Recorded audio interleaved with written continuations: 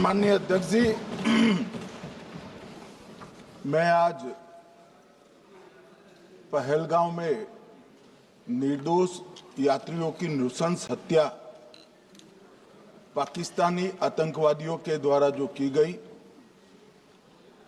और उसके जवाब में देश के प्रधानमंत्री जी ने दृढ़ इच्छा शक्ति का परिचय कराते हुए ऑपरेशन सिंदूर की सेना को परमिशन दी और हमारे वीर जवानों ने सटीकता बहादुरी के साथ पाक स्थित आतंकवादी अड्डों को चूर चूर करने का काम किया। वो घटना पर जो बहस हो रही है, इसमें हिस्सा लेने के लिए मैं खड़ा हुआ हूं। माननीय अध्यक्ष जी, सबसे पहले पहलगांव में जो नृशंस हत्या की गई निर्दोष नागरिकों की, धर्म पूछकर उनको मारा गया, इनके परिवार के सामने मारा गया और बड़ी बर्बरता के साथ ये हत्याएं की गई, इसकी मैं घोर निंदा करता हूं। और जो मारे गए हैं इनके परिजनों के साथ अत्यंत हृदय की गहराइयों से मैं संवेदना भी व्यक्त करना चाहता हूं। ऑपरेशन सिंदूर के जवाब में पाकिस्तान के हमारे नागरिक ठिकानों पर गोलीबारी की, इसमें भी कुछ नागरिक हताहत हुए, गुरुद्वारा भी टूटा, मंदिर भी टूटा। जो भी नागरिक उसमें घायल हुए हैं और जो हताहत हुए हैं, वो सभी के प्रति मैं पूरे सदन की ओर से गहरी संवेदना व्यक्त करना चाहता हूं। माननीय अध्यक्ष जी, कल से यहां पर पक्ष और विपक्ष दोनों की चर्चा चल रही है और स्वाभाविक है, जब इस तरह की नृशंस घटना घटे देश में, तब इस पर मुक्त चर्चा भी होनी चाहिए, चिंतन भी होना चाहिए, आगे न हो इसकी व्यवस्था की भी चिंता होनी चाहिए। माननीय अध्यक्ष जी, मैं विषय पर आने से पहले आपके माध्यम से सदन को और सदन के माध्यम से पूरे देश को ऑपरेशन महादेव जो कल एक हुआ है, इसकी जानकारी देना चाहता हूं। माननीय अध्यक्ष जी, कल ऑपरेशन महादेव में सुलेमान उर्फे फैजल जट, अफगान और जिब्रान, 3 आतंकवादी सेना, सीआरपीएफ और जम्मू कश्मीर पुलिस के संयुक्त अभियान में ऑपरेशन महादेव में मारे गए। और माननीय अध्यक्ष जी, ये जो सुलेमान है, ए श्रेणी का लश्कर तोयबा का कमांडर था पहलगांव हमले में, और गगनगिर आतंकी हमले में वो लिप्त था। इसके ढेर सारे सबूत हमारी एजेंसियों के पास है। अफगान ए श्रेणी का लश्कर तैयबा का आतंकवादी था और जिब्रान भी ए ग्रेड आतंकवादी था। और माननीय अध्यक्ष जी, मैं सदन को और सदन के माध्यम से पूरे देश को बताना चाहता हूं, जिन्होंने बैसरन घाटी में हमारे प्रवासियों को, नागरिकों को मारा था, ये तीनों आतंकवादी ये थे और तीनों मारे गए।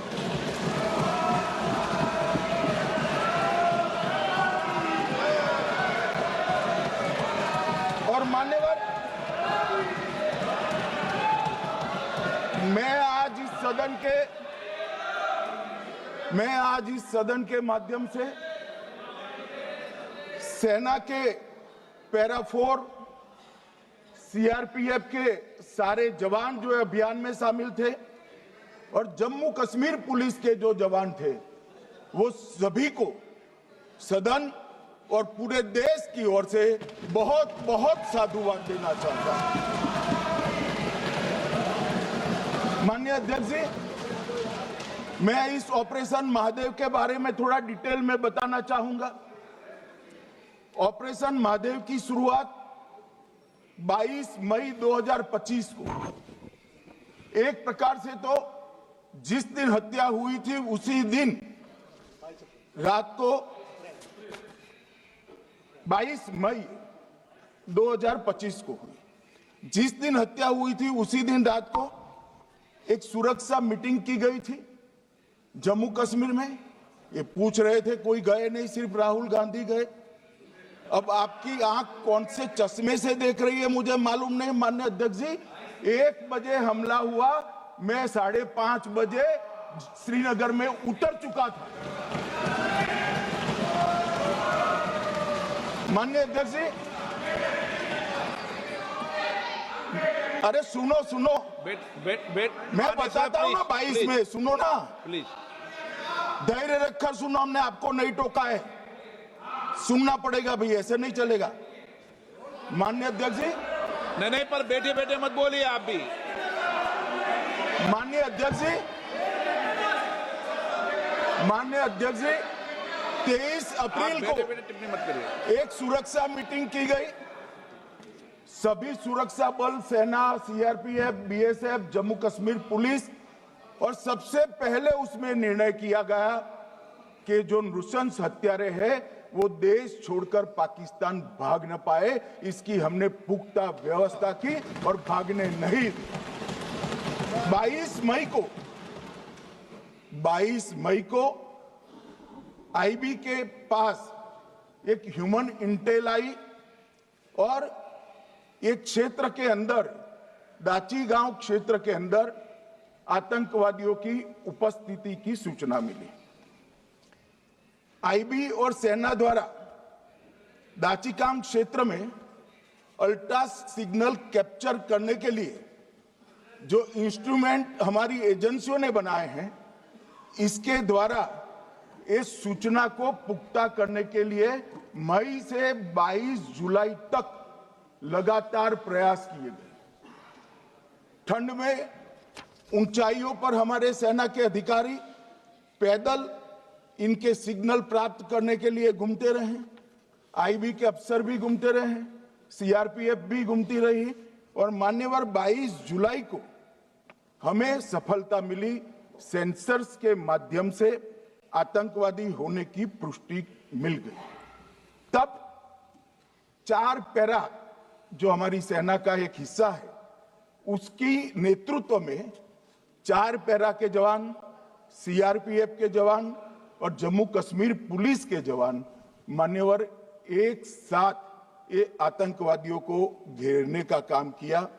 सेना, सीआरपीएफ, जम्मू कश्मीर पुलिस की मीटिंग भी की गई।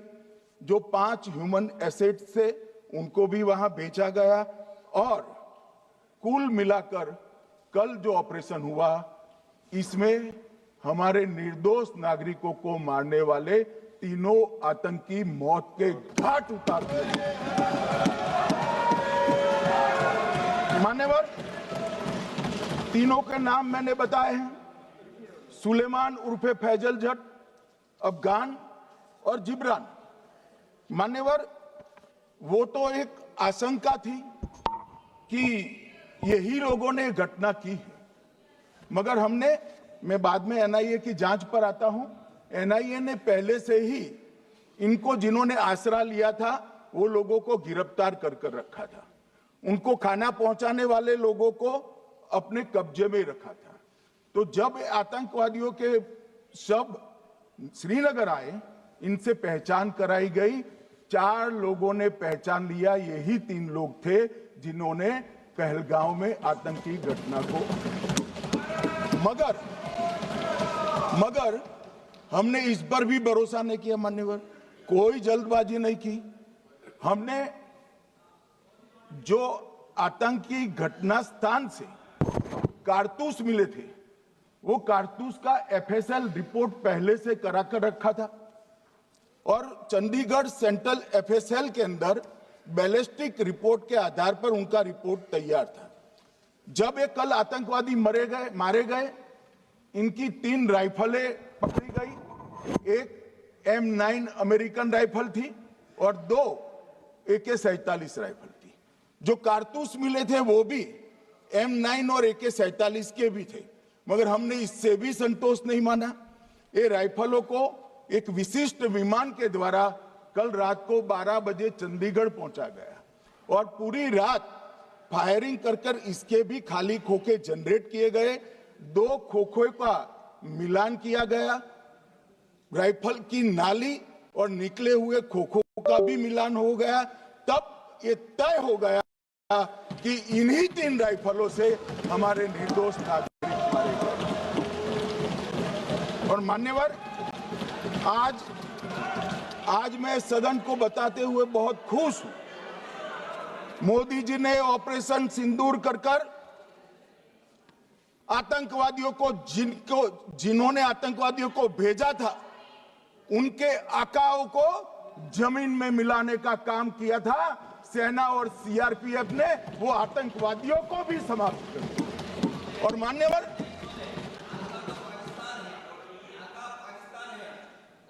कौन पाकिस्तान से आपकी बात होती है क्या? अरे बैठ जाओ भाई।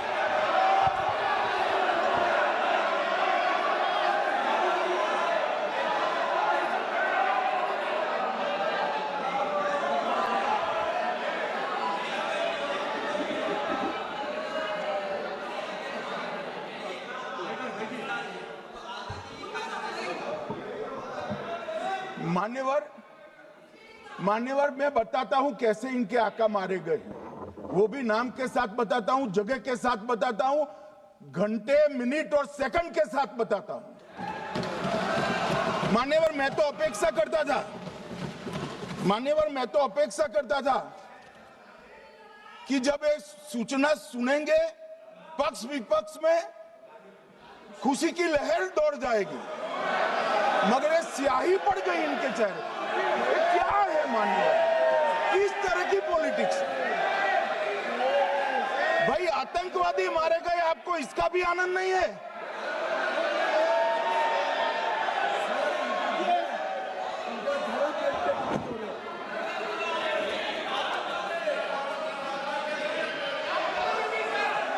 अखिलेश जी बैठ जाइए, मेरा पूरा जवाब सुनिए, आपका सब जवाब आ जाएगा। भाई आप आतंकवादियों का धर्म देखकर दुखी मत होइए।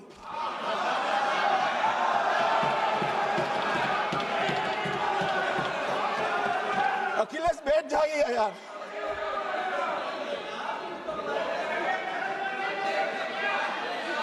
अखिलेश जी बैठ जाइए।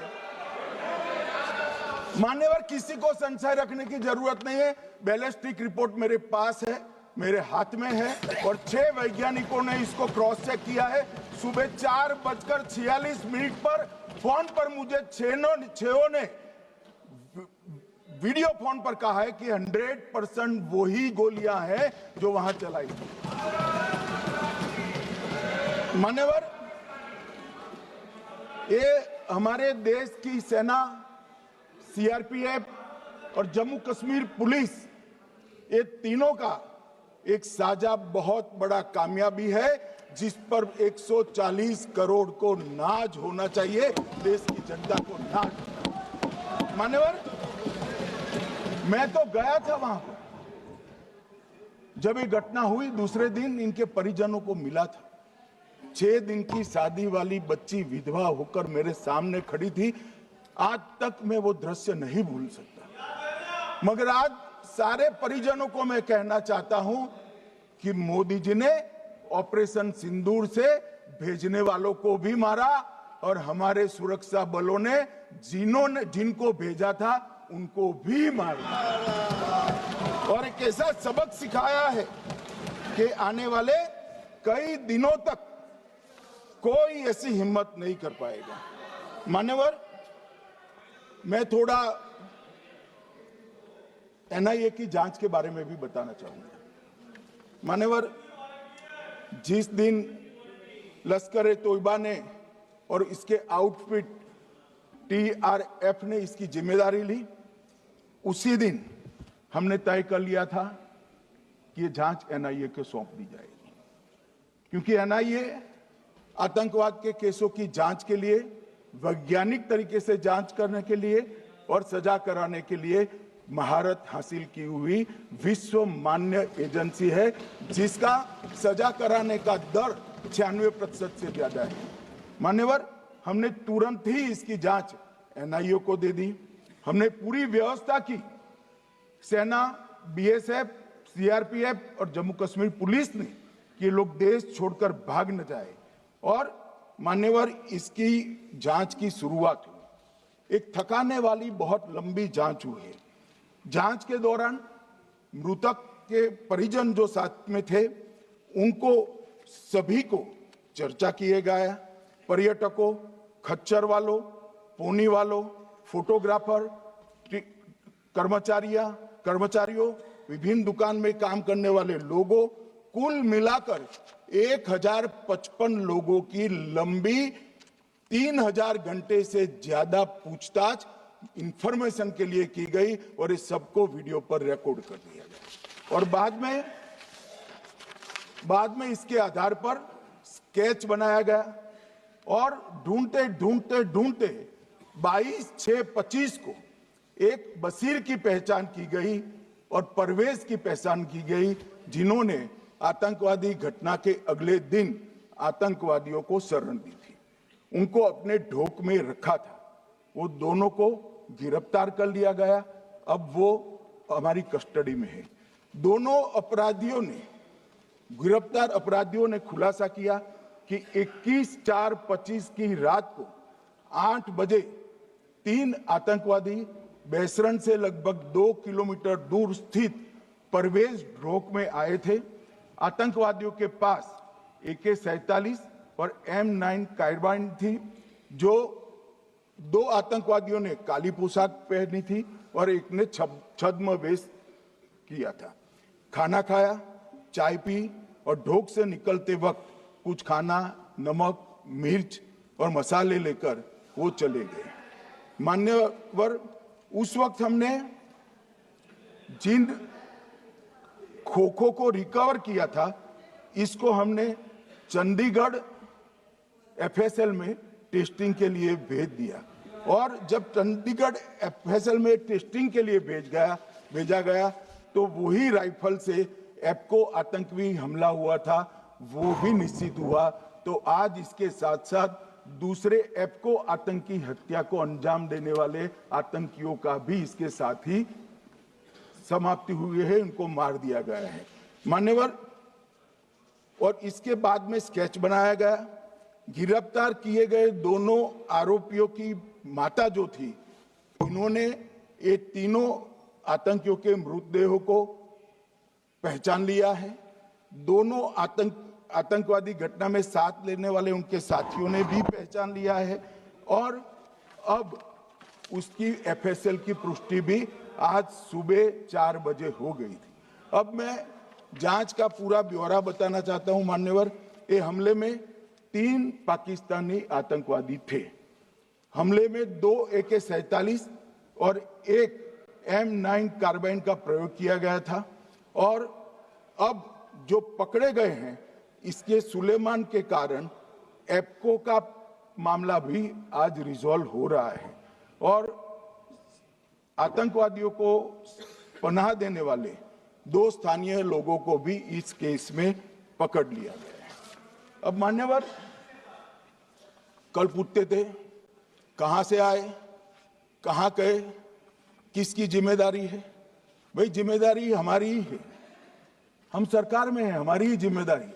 मगर मैं पूछता हूं, जब आप सरकार में थे तब क्या क्या हुआ था, इसकी जिम्मेदारी किसकी थी और क्यों निर्वहन नहीं किया, वो भी बाद में पूछूंगा। जरा धीरज से सुनना। मगर मान्यवर, मुझे एक बड़ा दुख हुआ। कल इस देश के पूर्व गृह मंत्री चिदंबरम जी ने सवाल उठाया कि क्या प्रूफ है कि ये आतंकवादी पाकिस्तान से आए और मान्यवर कब उठाया? जब संसद में चर्चा होने वाली थी। क्या कहना चाहते हैं चिदंबरम साहब? किसको बचाना चाहते हैं? पाकिस्तान को बचाकर आपको क्या मिलेगा? वो ये कह रहे हैं कि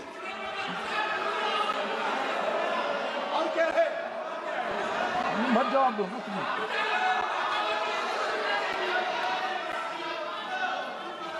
मान्यवर हमारे पास, मैं आज चिदंबरम साहब को कहना चाहता हूं, मैं आज चिदंबरम साहब को आपके माध्यम से कहना चाहता हूं, हमारे पास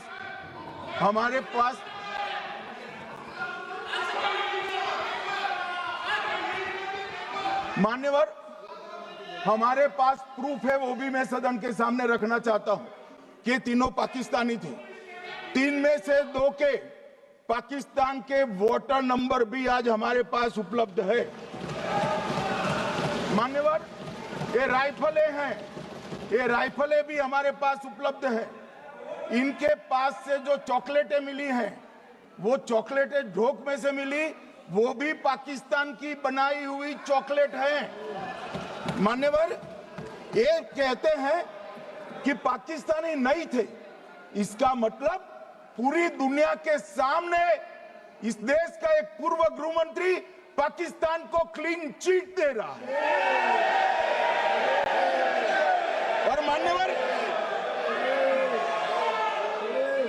और मान्यवर वो पाकिस्तानी आतंकवादी नहीं थे, ऐसा बोलकर श्री चिदंबरम अगर पाकिस्तानी आतंकवादी नहीं थे तो पाकिस्तान पर हमला क्यों किया, वो भी सवाल खड़ा कर रहे हैं।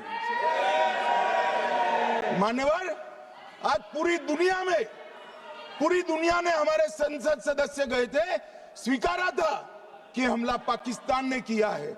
और इस देश का गृह मंत्री जो कांग्रेस पार्टी से आता है, वो कहता है कि क्या सबूत है? अरे मुझसे मांगते, मैं दे देता। टीवी से मांगते हैं, पूरी दुनिया के सामने उजागर करते हैं, सब सुबह खड़ा करते हैं। पाकिस्तान को बचाने का इनका ये षड्यंत्र आज 130 करोड़ लोग जान रहे हैं। बच नहीं पाओगे आप लोग, बच नहीं पाओगे। मान्यवर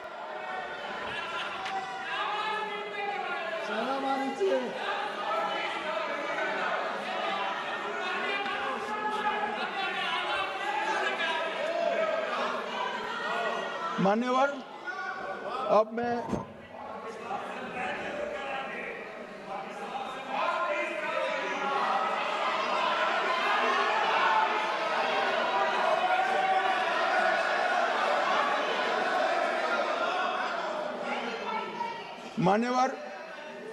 अब मैं पहलगांव आतंकी हमला और ऑपरेशन सिंदूर, ये दोनों घटनाक्रम के लिए मान्यवर ये अभी से थक जाते हैं।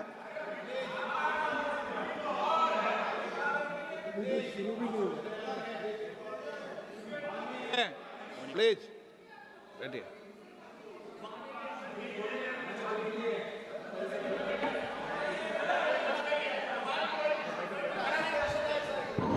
मान्यवर मैं आपके माध्यम से कहना चाहता हूं, थोड़ा धैर्य रखे भैया, अभी तो शुरू हुआ है, अभी तो शुरू हुआ है। मान्यवर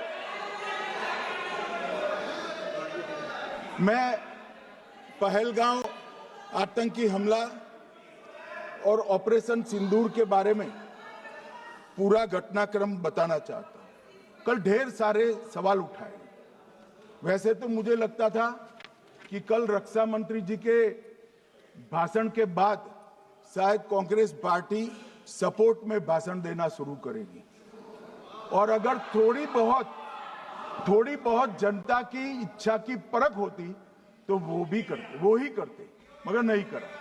क्योंकि रक्षा मंत्री जी ने बहुत बारीकी से ऑपरेशन सिंदूर की सफलता, इसकी जरूरियात, इसकी प्रासंगिकता और इसके परिणाम, इसके बारे में बहुत अच्छे तरीके से सदन के माध्यम से पूरी देश की जनता के सामने रखा जाए। मगर फिर भी उन्होंने बहुत सारे सवाल किए। अब सवाल किए हैं तो मुझे जवाब देना भी पड़ेगा, उनको सुनना भी पड़ेगा। मान्यवर, मैं पूरा घटनाक्रम बताना चाहता हूं। मान्यवर, 22 अप्रैल को पहलगांव में आतंकवादी हमला हुआ। इसमें 26 लोग मारे गए, 25 भारतीय और 1 नेपाली नागरिक। हमने उसी वक्त मैं श्रीनगर जाने के लिए निकल गया। रात को ही सुरक्षा बलों की मीटिंग कर ये भाग न पाए इसकी व्यवस्था की। माननीय मोदी जी ने 23 और 30 अप्रैल को सीसीएस की मीटिंग चेयर की। ये कह रहे हैं, मैं आज बताना चाहता हूं कि सीसीएस की 23 अप्रैल की मीटिंग में क्या हुआ। सबसे पहला कांग्रेस पार्टी का ब्लंडर था सिंधु जल संधि, इसको स्थगित करने का काम नरेंद्र मोदी जी ने। हमने अटारी के माध्यम से एकीकृत जांच चौकी जो चलती थी उसको बंद कर दिया। पाकिस्तानी नागरिकों के सार्क वीजा को सस्पेंड कर सभी को वापस पाकिस्तान भेजने का काम किया। पाकिस्तान स्थित उच्चायोग में रक्षा, सैन्य, नौसेना के सलाहकारों को अवांछनीय व्यक्ति घोषित किया। संख्या को 55 से घटाकर 30 किया और सीसीएस ने ये संकल्प लिया कि जहां पर भी ये आतंकवादी छुपे हैं उनको और उनकी ट्रेनिंग करने वाले अड्डों को सेना, पुलिस, सीआरपीएफ, बीएसएफ उचित जवाब देगी। मान्यवर, जिस तारीख को ये हुआ उसी दिन ये निर्णय हो चुका। मान्यवर, इसके बाद में कल गोगाई जी कहते थे मोदी जी 24 को पहलगाम जाने की जगह बिहार गए। सुनो यार।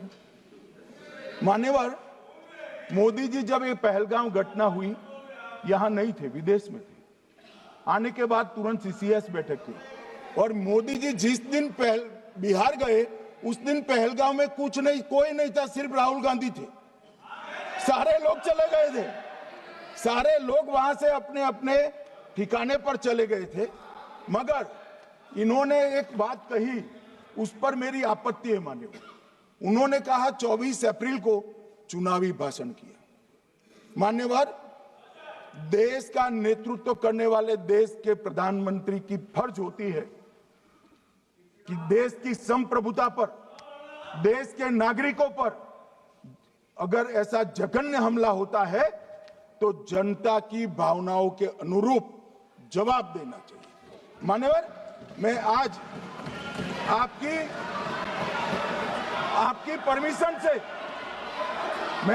परमिशन से मोदी जी के बिहार भाषण के कुछ अंश पढ़ना चाहता हूं। कोट अनकोट है। 22 अप्रैल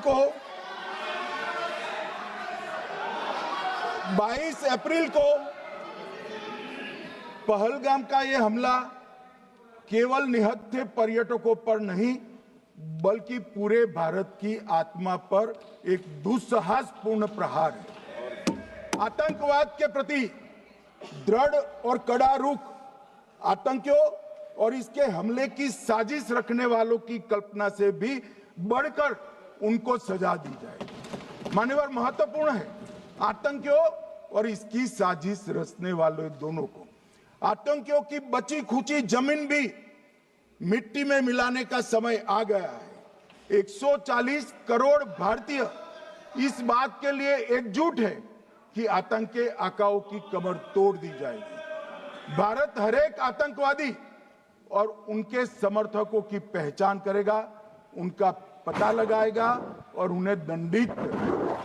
आतंकवाद कभी भी भारत की आत्मा नहीं तोड़ पाएगा।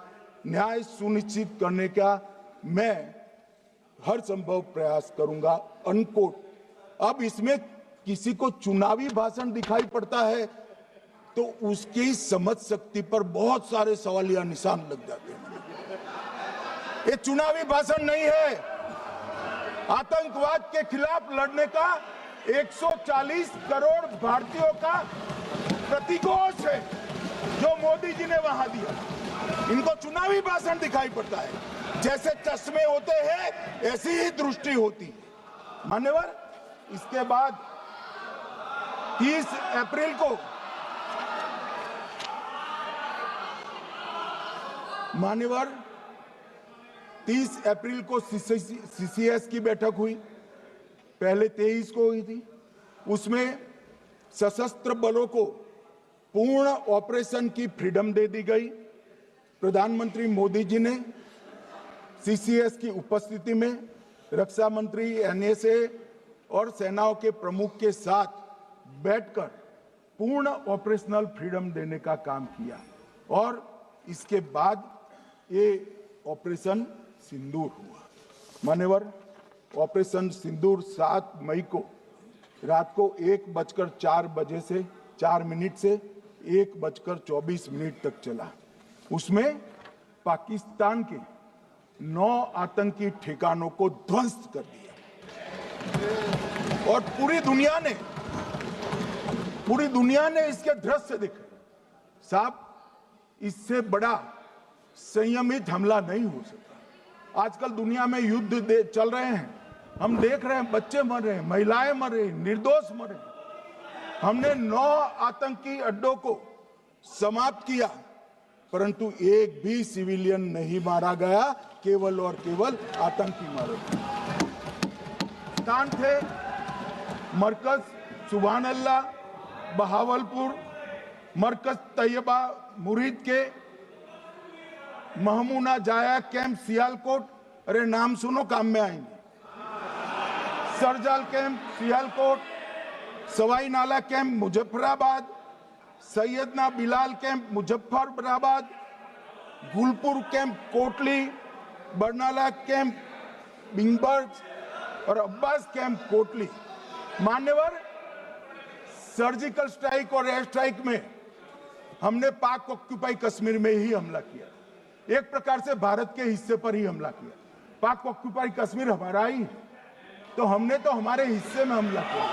मगर इस बार 100 किलोमीटर अंदर घुसकर पाकिस्तान की भूमि पर आतंकवादियों को तबाह करने का काम। और मान्यवर,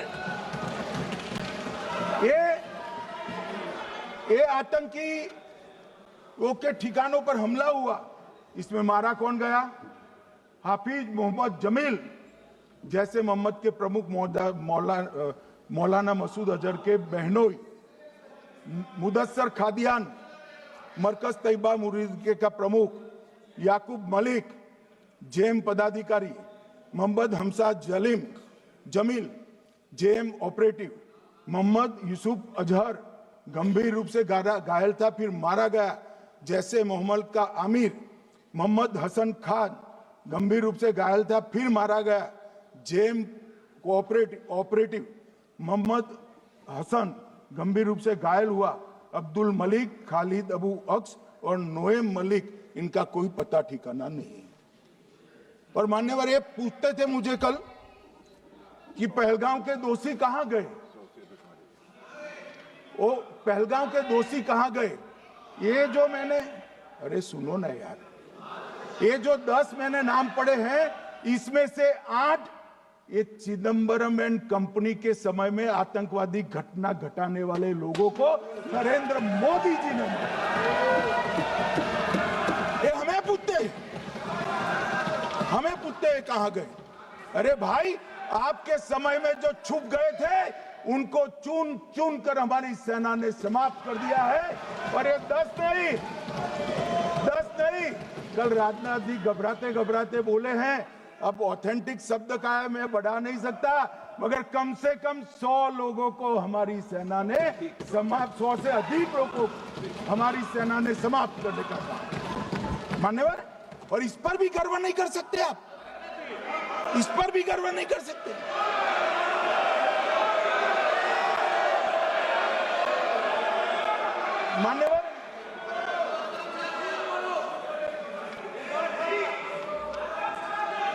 मान्यवर 7 मई को 1:04 26 मिनट पर 22 मिनट पर ये हमारा काम समाप्त हो गया।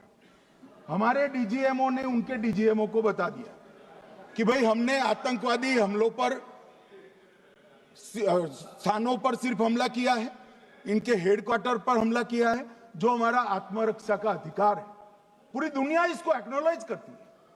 ऐसा नहीं हो सकता है मनमोहन सिंह के समय की तरह कि वो आकर मारेंगे और हम चुपचाप बैठे रहेंगे और जाकर चर्चा करेंगे। ये नरेंद्र मोदी सरकार, ऐसा नहीं हो सकता। डोजियर भेजते रहेंगे। मान्यवर, उरी में हमला हुआ, हमने सर्जिकल स्ट्राइक किया। पहलगाम में हमला हुआ, एयर स्ट्राइक करा, और अरे पुलवामा में हुआ, एयर स्ट्राइक करा, और पहलगाम में हमला किया। 100 किलोमीटर अंदर जाकर 9 अड्डों और 100 से ज्यादा आतंकवादियों को समाप्त। मान्यवर, अब देखें, हमने तो हमला किया था पाकिस्तान स्थित टेररिस्ट ठिकानों पर। अब पाकिस्तान से गलती हो गई। टेररिस्ट ठिकानों पर जो हमला किया था उसको वो अपने पर का हमला मान बैठे और पूरी दुनिया में कहते थे कि हमारा टेररिज्म से कोई लेन देन नहीं है।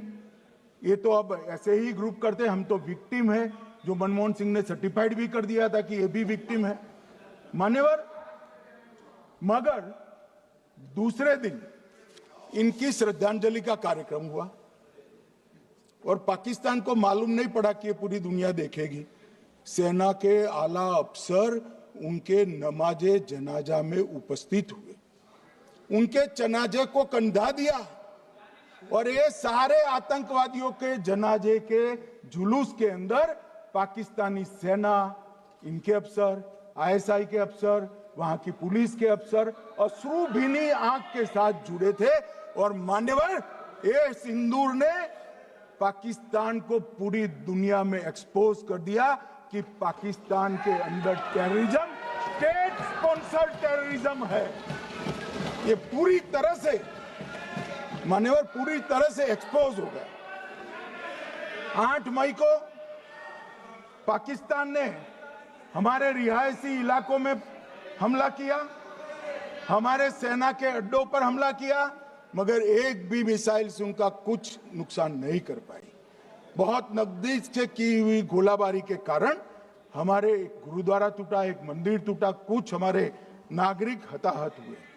और दूसरे दिन 9 मई को मोदी जी ने सेना को हुक्म दिया, एक मीटिंग करी। राजनाथ जी, मोदी जी, एनएसए, सेना के सारे अध्यक्ष, और जवाब देने का तय किया और उनके 11 एयरबेस को क्षतिग्रस्त करने का काम किया।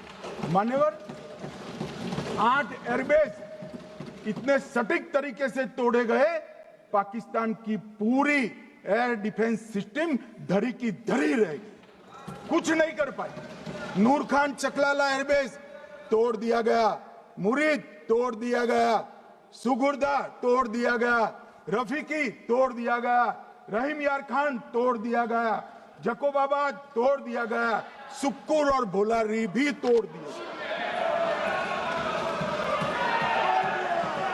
और सुक्कुर, लाहौर, अरिफवाला, चुनेन, जकोकाबाद और नया चोर, ये 6 रडार सिस्टम भी उनके पूरी तरह से ध्वस्त कर दिए। 2 surface to air guided weapon Lahore और ओकारा में इनका जखीरा भी समाप्त कर दिया गया। और मान्यवर, ये हर चीज में पॉलिटिक्स करते, हर चीज में। जब उन्होंने हमारे रिहायशी इलाकों पर हमला किया, फिर भी हमने इनके रिहायशी इलाकों पर हमला नहीं किया, सिर्फ इनके एयरबेस और एयर डिफेंस सिस्टम को निशाना बनाया और उनकी आक्रमण करने की क्षमता को पंगु कर रख दिया। हमारी पूरी सेना, पूरी वायुसेना, पूरी नौसेना अक्षुण्ण थी और उनकी हमला करने की क्षमता को हमने छिन्न विछिन्न कर दिया। पाकिस्तान के पास शरण में आने के अलावा और कोई चारा ही नहीं था। इसलिए मान्यवर इसलिए 10 मई को डीजीएमओ ने, पाकिस्तान के डीजीएमओ ने भारत के डीजीएमओ को फोन किया और 5 बजे हमने इस संघर्ष को विराम किया। अब मान्यवर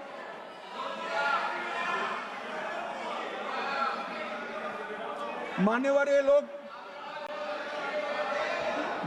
लोग कल सवाल उठा रहे थे कि इतनी अच्छी पोजीशन में थे, आपने युद्ध क्यों नहीं किया? युद्ध के कई परिणाम होते हैं मान्यवर, करना न करना वो सोचकर करना पड़ता है। मगर मैं इसी देश के इतिहास से कुछ घटनाएं बताना चाहता हूं। 1948 में मान्यवर कश्मीर में हमारी सेनाएं निर्णायक बढ़त पर थी। सरदार पटेल ना बोलते रहे, जवाहरलाल नेहरू जी ने एक तरफा युद्ध विराम कर दिया।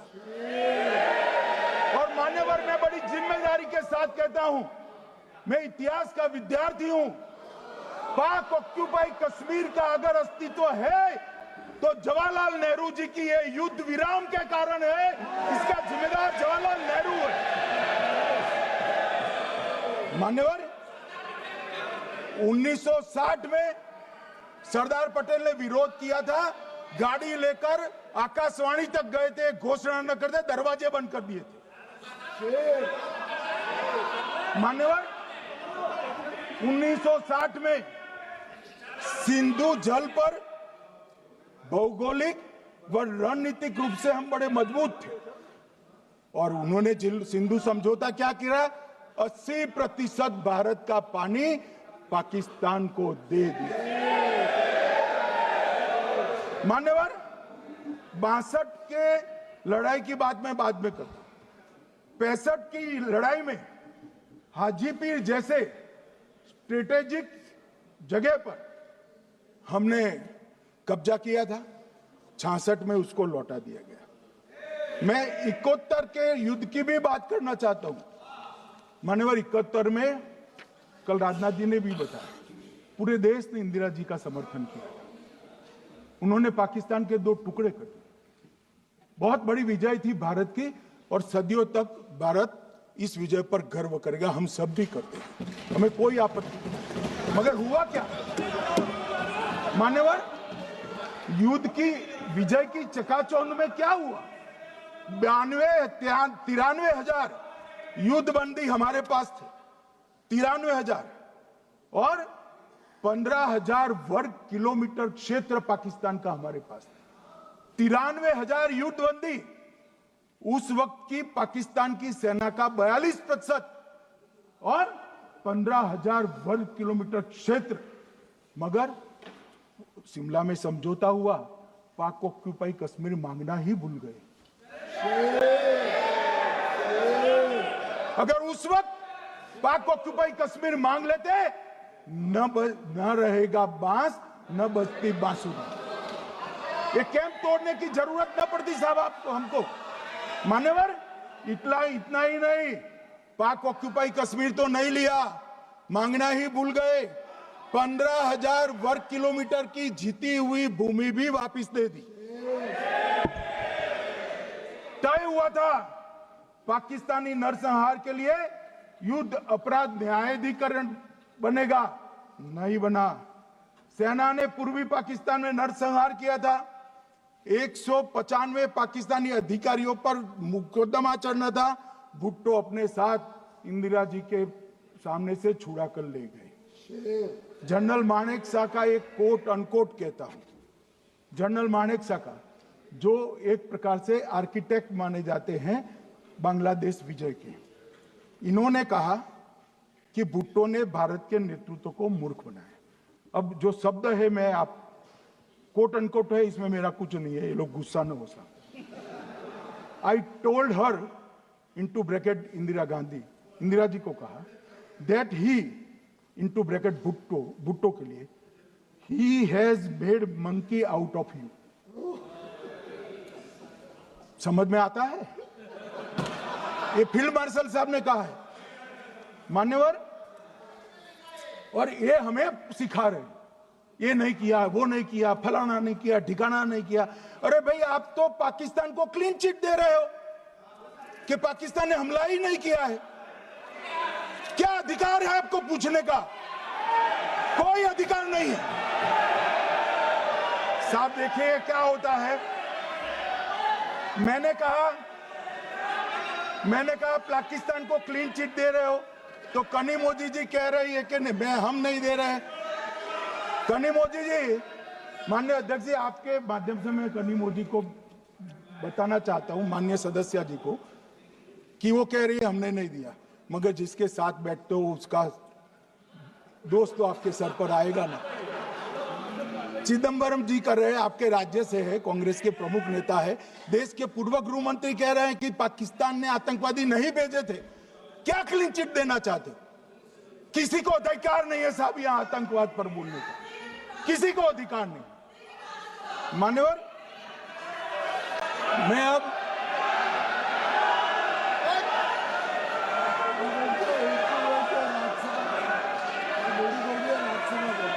मान्यवर, मैं उनको बताना चाहता हूं, अभी आधा भी नहीं हुआ है, जरा सुनो।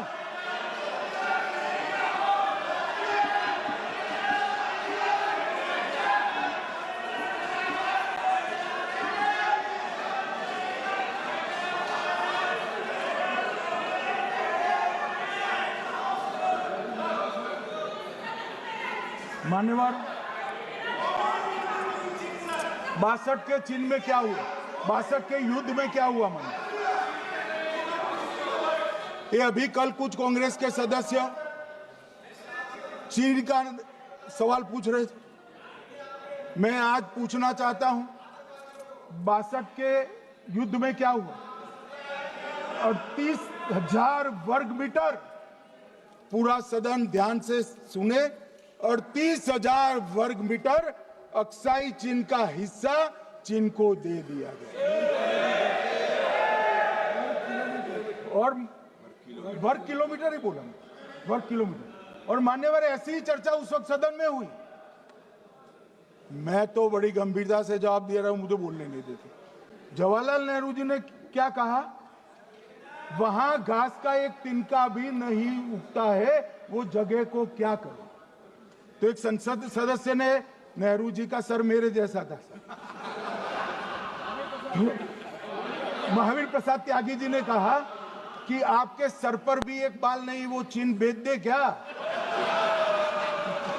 मान्यवर इस तरह से जवाब देते थे, नॉन सीरियस टाइप के जवाब। और कल गोगोई जी बड़ा बड़ा उछल उछल कर बोल रहे थे। अरे गोगोई जी, आपको मालूम है उन्होंने चीन के बारे में, आसाम के बारे में क्या क्या था? आसाम को आकाशवाणी पर बाय बाय कह दिया। रिकॉर्डिंग है, रिकॉर्डिंग है।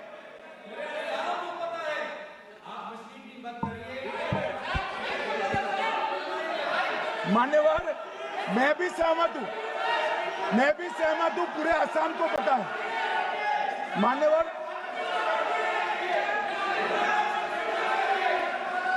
मान्यवर,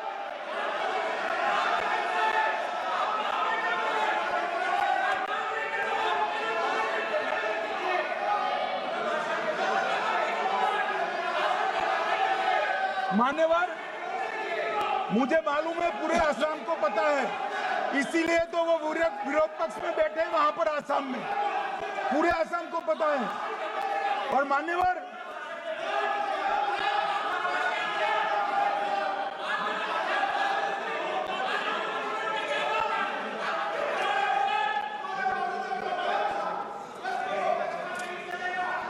मान्यवर, मान्यवर, जोर से बोलने से सत्य को छिपाया नहीं जा सकता।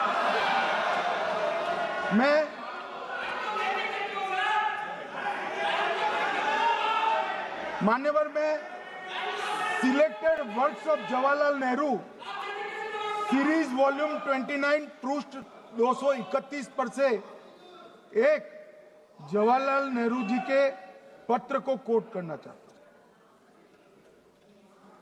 अनौपचारिक रूप से संयुक्त राज्य अमेरिका ने ये सुझाव दिया कि चीन को संयुक्त राष्ट्र में तो ले लिया जाए, मगर सुरक्षा परिषद को नहीं। सुरक्षा परिषद में भारत को लेना चाहिए। ये अमेरिका का प्रस्ताव था। नेहरू जी ने कहा हम इसे स्वीकार नहीं करते क्योंकि इससे चीन के साथ हमारे संबंध खराब होंगे और चीन जैसे महान देश को बुरा लगेगा। मान्यवर, आज चीन सुरक्षा परिषद में है और भारत बाहर है। मोदी जी प्रयास करें अंदर ले जाने का। इसका कारण जवाहरलाल नेहरू का ये स्टैंड है।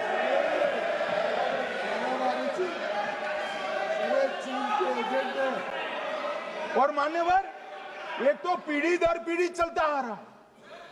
राजीव गांधी फाउंडेशन ने चीन के साथ एमओयू कर दिया। अब कहते नहीं है कि एमओयू में क्या था, ये तो बताओ भाई, क्या एमओयू किया था राजीव गांधी फाउंडेशन ने?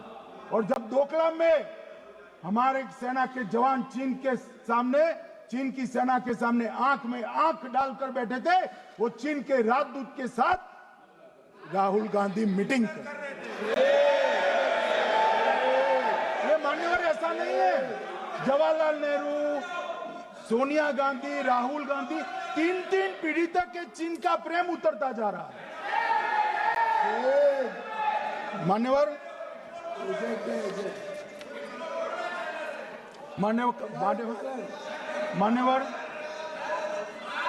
मैं अभी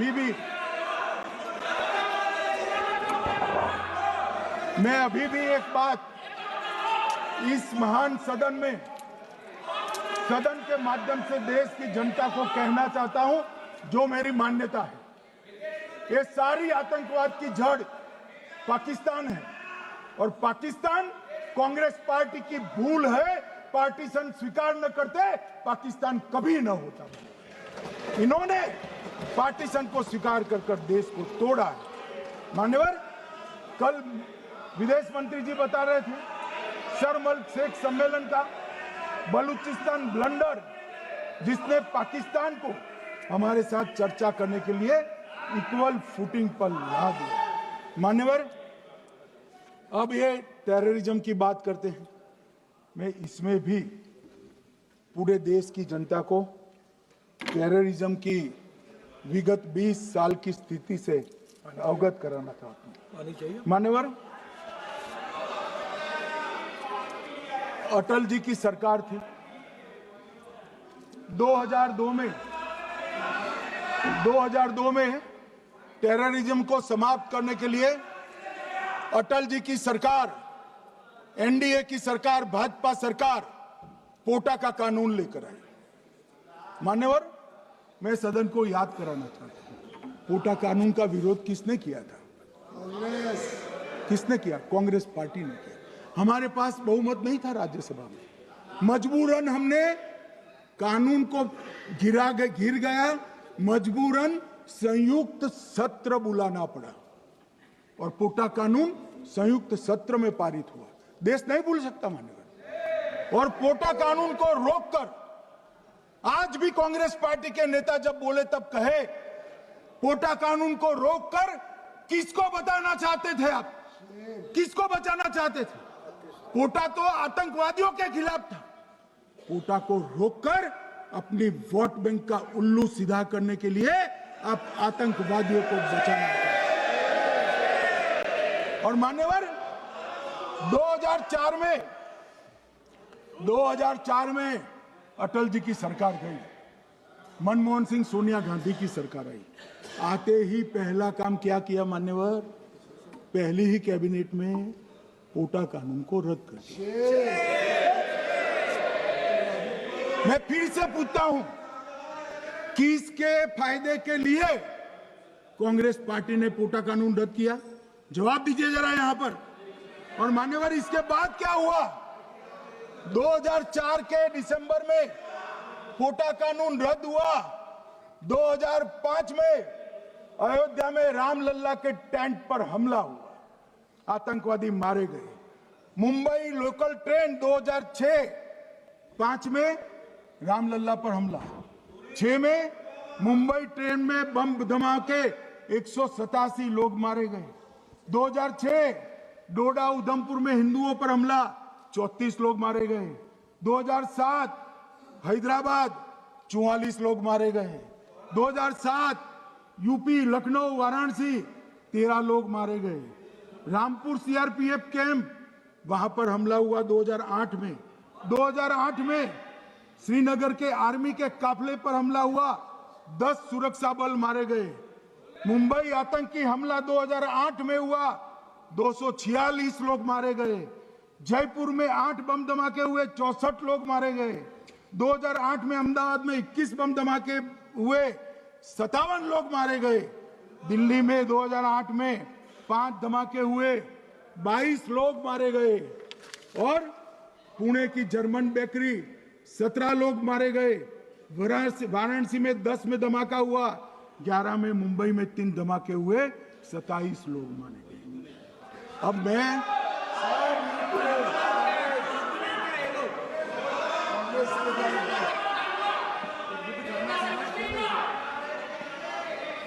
मान्यवर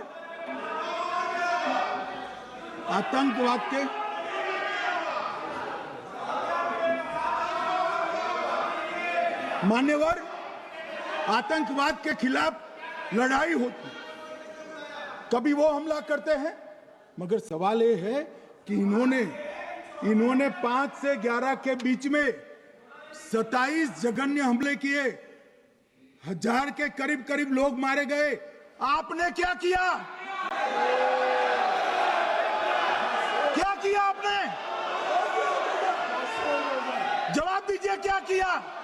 और मैं राहुल गांधी जी को चैलेंज देना चाहता हूं, इन्होंने इस आतंकवादी हमलों के खिलाफ उनकी सरकार ने जो कदम उठाए, यहां खड़े रहकर हिम्मत से बताए देश की जनता को, कुछ नहीं किया मान्यवर। ये यहां से आतंकवादियों की फोटो पाकिस्तान भेजते रहे, डोजियर भेजते रहे। और मान्यवर ये कहते हैं कि आपके समय में भी हमले हुए। मैं उनको अंतर समझाना चाहता हूं, वो देख नहीं पा रहे। मान्यवर, हमारे समय में जो भी आतंकवादी घटना हुई, पाक प्रेरित और कश्मीर सेंट्रिक हुई। देश के हिस्से में 2004 से 2014 से 2025 तक एक भी घटना नहीं हुई है मान्यवर। ये नरेंद्र मोदी सरकार है मान्यवर। और कश्मीर में भी आज स्थिति ऐसी हुई है, उनको पाकिस्तान से आतंकवादी भेजने पड़ते हैं। कश्मीर में आतंकवादी अब हमारे नहीं बनते हैं मान्यवर। और मैं सलमान खुर्शीद जी को भी याद करना चाहता हूं। एक बार मैंने बड़े सवेरे में नाश्ता करता था, टीवी पर उनको रोते हुए देखा।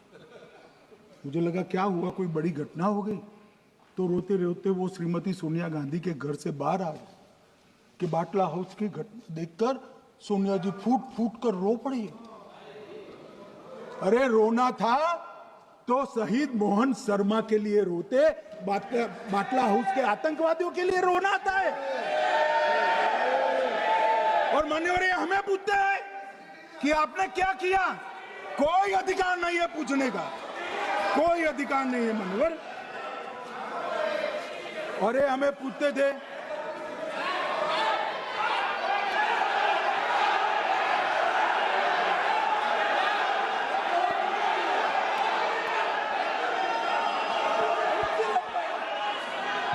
मान्यवर, अभी 25% बाकी।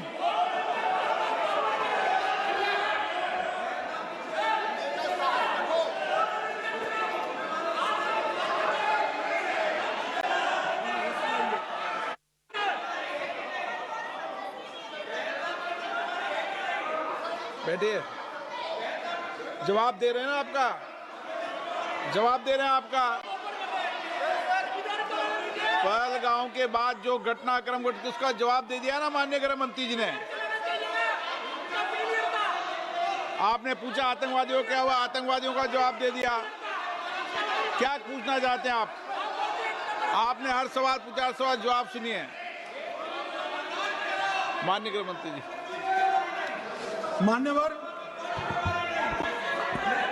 मान्यवर इन लोगों को कल ऐसा था कि ये जो बहसरन के गुनेगार है वो पाकिस्तान भाग गए, तो बड़े आवाज से पूछते थे भाग गए भाग गए भाग गए, गृह मंत्री क्या करता है, जिम्मेदारी ले।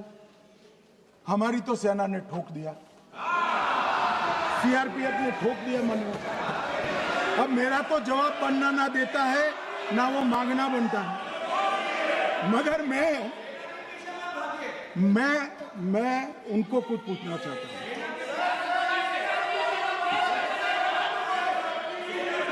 मान्यवर,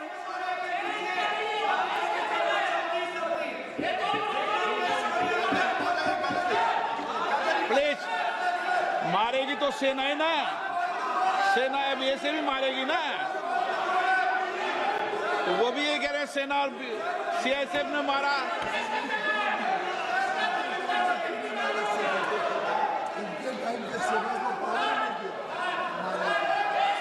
मान्यवर ये कहते हैं,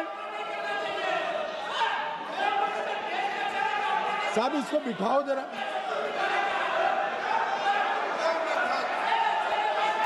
हाँ, प्लीज बैठिए बैठिए बैठिए बैठिए बैठिए।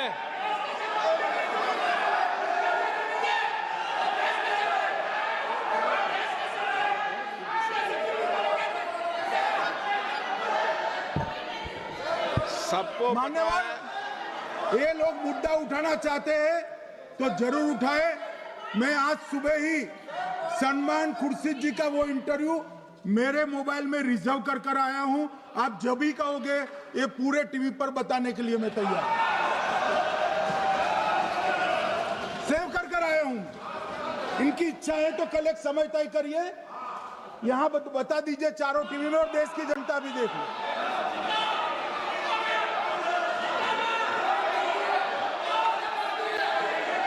मान्यवर कह रहे हैं बताओ, आप बताओ, बताना है या नहीं बताना, ये पूछो ना उनको। Please please.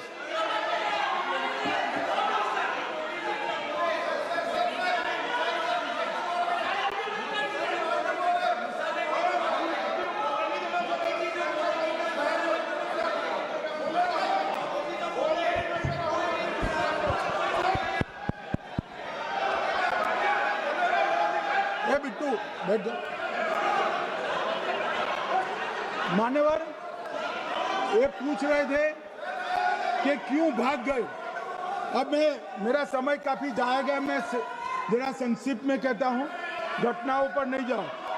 दाऊद इब्राहिम कासकर 1986 में भागा, श्री राजीव गांधी की सरकार। सैयद सलाउद्दीन 93 में भागा, कांग्रेस की सरकार। टाइगर मेमन 93 में भागा, कांग्रेस की सरकार। अनीस इब्राहिम कासकर 93 में भागा, इनकी सरकार। रियाज भटकल 2007 में भागा, इनकी सरकार। इकबाल भटकर 2010 में भागा, इनकी सरकार। मिर्जा सादाब बेग 2009 में भागा, इनकी सरकार। अब मान्यवर मेरा तो जवाब मांग लिया, हमारे सुरक्षा बलों ने मेरा जवाब भी दे दिया, अब राहुल गांधी इसका जवाब दे।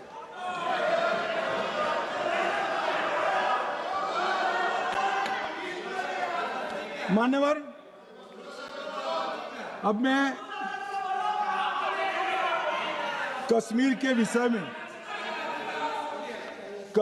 विषय में मैं बात करना चाहता हूं। कल कहते थे कि गृह मंत्री ने भाषण किया था कि 370 की कलम जाएगी तो आतंकवाद कम हो जाएगा। क्या हो मान्यवर, मेरा हिसाब देना बनता है। हम भारतीय जनता पार्टी के कार्यकर्ता हैं, ये नरेंद्र मोदी जी की सरकार है, हम जवाबदेह होते हैं जनता के प्रति, संसद के प्रति और देश के हितों के प्रति।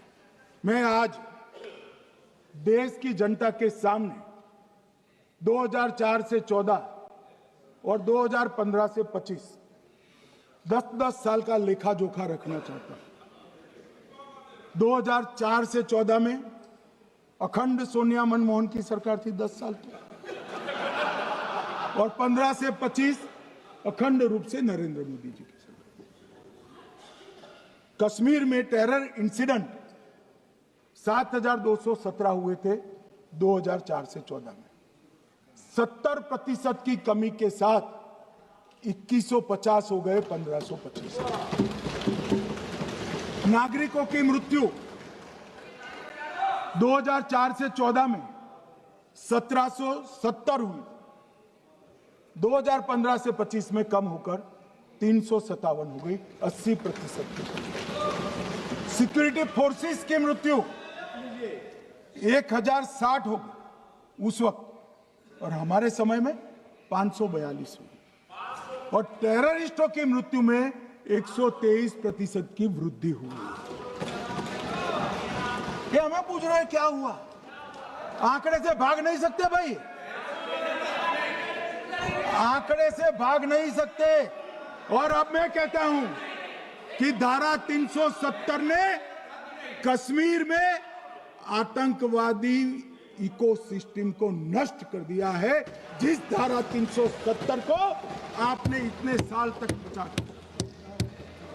हमने जीरो टेरर प्लान बनाया है, एरिया डोमिनेशन प्लान बनाया है, मल्टी लेवल डिप्लॉयमेंट किया है, सुरक्षा जेलें बनाई हैं, 98% ट्रायल अब वीडियो पर हो रहे हैं।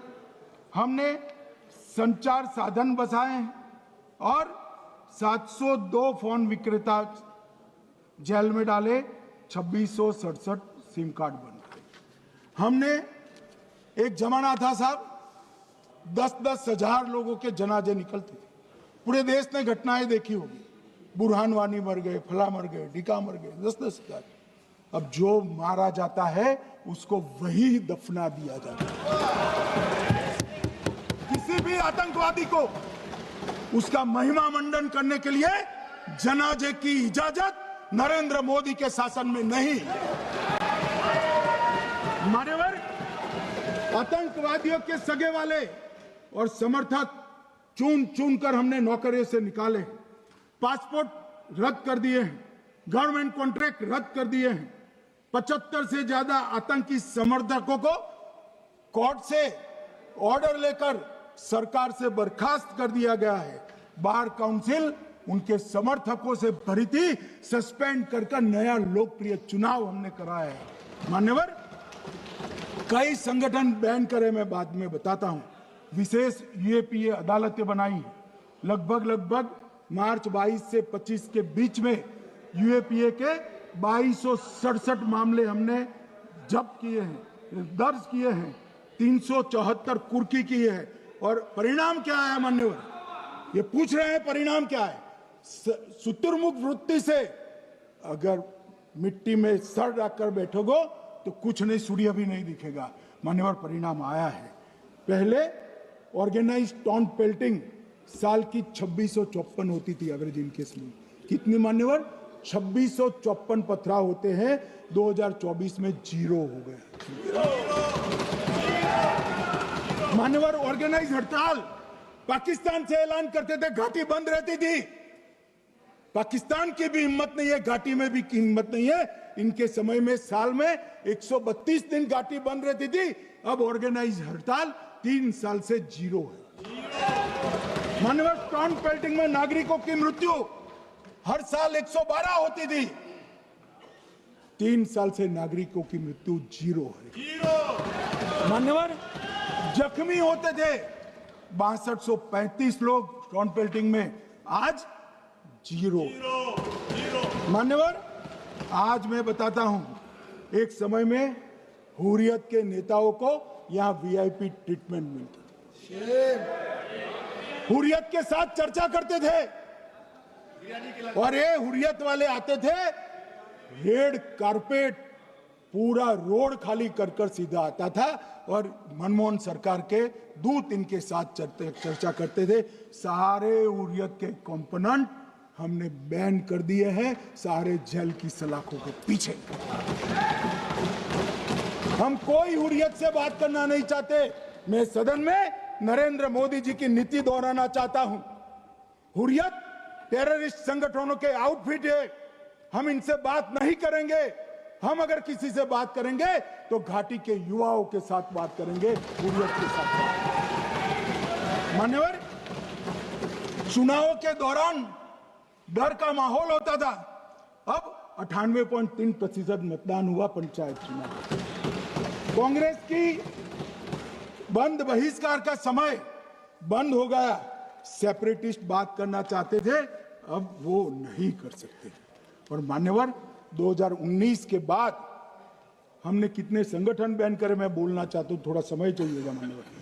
The TRF, people's anti fascist front, Tehreek ul Mujahideen, Jamaat ul Mujahideen Bangladesh Hindustan, Jammu Kashmir Ghaznavi force, Khalistan tiger force, Hizb ut Tahrir, Jamaat Islami, जो जमात इस्लामी ने पूरे पाकिस्तान के अंदर एक प्रकार से अलगाववाद का जहर घोला, वो जमात इस्लामी आज बंद कर दिया गया। Jammu Kashmir Liberation Front, Jammu Kashmir Democratic Freedom Party, Muslim League Jammu Kashmir, Tehreek Hurriyat, Muslim Conference Sumji गुट, Jammu Kashmir National Front, Jammu Kashmir People's Freedom League, Jammu Kashmir People's League, Jammu Kashmir Ittehadul Musalman Awami Action Committee, Sikh for Justice और पॉपुलर फ्रंट ऑफ इंडिया को भी हमने बैन किया। और ये शांति ऐसे नहीं हुई है। और ये कहते हैं कि एक भी घुसपैठ नहीं होती है। कभी गए हो आप पाकिस्तान? तो कई बार गए हो गया, सीमा पर गए हो पाकिस्तान, तो कई बार गए हो। फिर से बोलता हूं, सीमा पर गए हो, सीमा के माध्यम से पाकिस्तान गए हो। हमारे जवानों की कठिनाई देखो साहब, -43 डिग्री में पहाड़ पर रहकर नदी नालों के बीच में चौकी करते हैं। कोई घुस गए तो क्या हुआ? कोई घुस गया, वो बचेगा नहीं।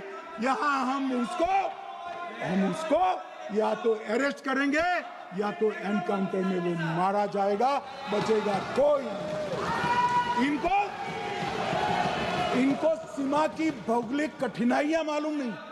वहां मान्यवर कई नदी नाले हैं, वेग से पानी आता है, -46 डिग्री टेम्परेचर है, नीचे सुरंगें बनाते हैं। और ये तो ऐसे कह रहे हैं घुस गए। अरे भाई, आपके मन में तो, आपके समय में तो घुसने की जरूरत ही नहीं थी। आप बुलाते थे वीजा देकर, क्यों घुसेंगे? घुसने की जरूरत ही, जैसे आप पाकिस्तान जाते हो वैसे वो यहां आते। मान्यवर, अब ये कैसे हमें पूछ सकते हैं? मान्यवर,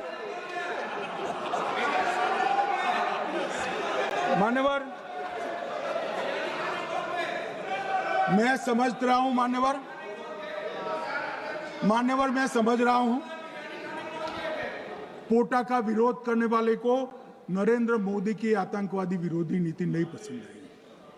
मैं समझ रहा हूं पोटा रद्द करने वाले को नरेंद्र मोदी जी की एंटी टेरर नीति पसंद नहीं आई। मैं समझ रहा हूं टेररिस्टों का बचाव कर वोट बैंक बनाने वालों को एक कोई नीति पसंद नहीं आएगी। मान्यवर, इसका विरोधी होना है। परंतु मैं आज एक बात यहाँ सदन के सामने आपके माध्यम से सदन को और दुनिया को बताना चाहता हूँ। मान्यवर, ये नरेंद्र मोदी सरकार है, टेररिज्म के खिलाफ हमारी जीरो टॉलरेंस की नीति है, ऑफर है, और हम विजयी हो। और मान्यवर, मैं फिर से अंत में ऑपरेशन महादेव में जुड़े हुए सेना, CRPF और जम्मू कश्मीर पुलिस के सभी जवानों को 2 हाथ जोड़कर प्रणाम कर बहुत बहुत साधुवाद।